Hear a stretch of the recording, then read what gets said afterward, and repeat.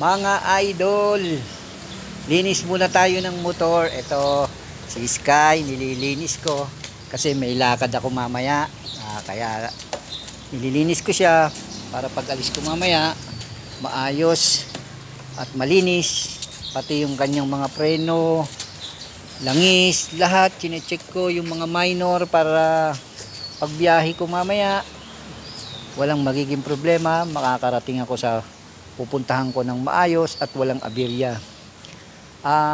Since 2013 ko pa nakuha to si Sky sa kasa, hanggang ngayon kondisyon pa rin dahil sa pag-aalaga ko, mga idol. Basta ang mga gamit natin, idol, na pinakikinabangan, kailangan lang naman na alagaan natin at ingatan para tumagal siya.